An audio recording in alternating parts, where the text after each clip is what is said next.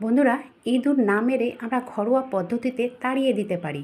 কারণ ইঁদুর মারার জন্য যে এমন কিছু পাওয়া যায় না, অনেক কিছু পাওয়া যায়, কিন্তু ব্যাপার হচ্ছে যাদের ঘরে ছোট বাচ্চা কাচ্চা রয়েছে তাদের ঘরে সেরকম কেমিক্যাল বা বিষ দেওয়া একেবারে ঠিক হবে না।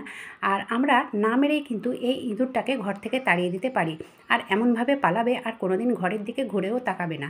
তো চলো ভিডিওটি শুরু করা যাক। আমি সুনিতা, আমার চ্যানেলে তোমাদের সকলকে স্বাগত জানাই। প্রথমে যেটা করতে হবে, মানে এমন একটা বাটি নিতে হবে যেটা আমরা রান্নাঘরে ব্যবহার না করি, ঠিক আছে? তো ওই রকম ধরনের বাটি তো প্রায় প্রত্যেকের ঘরে ঘরেই থাকে এক্সট্রা, তো এদিক ওদিক পড়ে থাকে, তো সেই বাটি বা প্লেটের ব্যবহার করব। তো এখানে আমি নিয়েছি 2 চামচ বেসন। হ্যাঁ বন্ধুরা, 2 চামচ বেসন নিয়েছি। তোমরা চাইলে এখানে আটা ময়দার ব্যবহার করতে পারো, কিন্তু যদি বেসন হয় তাহলে সব থেকে মানে কার্যকরী হবে, একেবারে পাওয়ারফুল এই রেমেডি তৈরি হবে।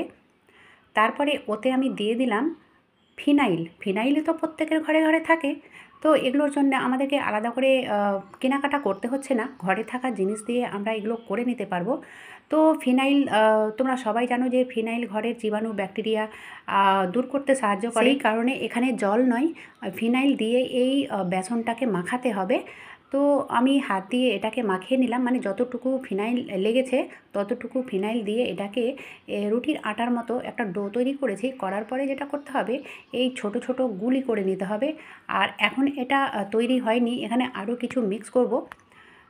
তো আমি একটা প্লেট নিলাম, আর ওই প্লেটে দিয়ে দেব কর্পূর। তোমরা দেখে বুঝতে পারছো যে এটা কর্পূর, মানে এটা ন্যাপথলিন নয়, যেটা কাপড়ে দিই সেটা নয়, সেটা আলাদা হয়। আর এই কর্পূর কিন্তু আলাদা হয়, যেটা পুজো ঘরে ব্যবহার করা হয় সেটাই।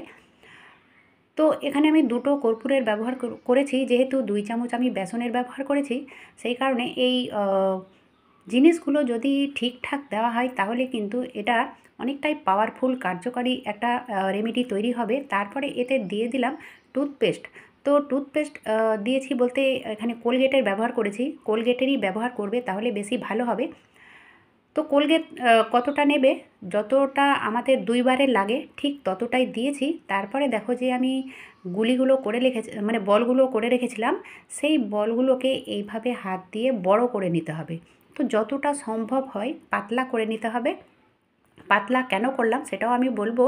আর ওই যে আমি পুরটাকে তৈরি করলাম সেটাকে এর মধ্যে দিয়ে দেব, দেওয়ার পরে এইভাবে মুড়ে দেব। তো এই বলটাকে মানে অতিরিক্ত পাতলা করার কারণ হচ্ছে, ইঁদুর যখন এটাকে খাবে একবার কামড় দিতেই ভেতরে যে পুরটা আমি ভরবো সেটাতেও কিন্তু মানে সেটাও তাদের মুখে যাবে। তো একসঙ্গে যদি সবগুলো মুখে যায় তো অবশ্যই এটা কার্যকারী হবে। আর এটার কারণে তারা ছটপটিয়ে ঘরে তো থাকবে না, ছটপটিয়ে তারা বাইরে বেরিয়ে যাবে। তো অবশ্যই এটা কার্যকরী হবে। আর এইভাবে আমি প্রত্যেকটাকে করে নিলাম। তোমরা চাইলে আরও বেশি পরিমাণে করতে পারো, তো যেই মাপজোকগুলো আমি বলেছি সেই হিসাবে তোমরা বেশি পরিমাণে করে নিতে পারো।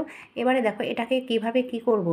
তো অবশ্যই যেখানে যেখানে ইঁদুরের উপদ্রব সেখানে সেখানে এটাকে রেখে দিতে হবে, একটা একটা করে রেখে দিতে হবে।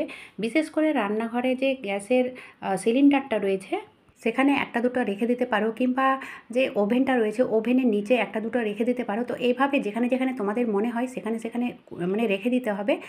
তো দেখবে ইঁদুর একেবারে ঘরছাড়া হয়ে যাবে। তবে হ্যাঁ, এখন যেহেতু গরমের দিন তো জানালা দরজা আমাদের খোলা থাকে, তো অবশ্যই ইঁদুর আসা যাওয়াও করবে। তো এটা একদিন করে রেখে দিলে হবে না, তোমরা এটা 7 দিন অন্তর অন্তর করে আর সেগুলোকে মানে চেঞ্জ করে আবার নতুন করে রেখে দিতে পারো। তাহলে দেখবে কোনো দিনই ঘরে উপদ্রব হবে না ইঁদুরের।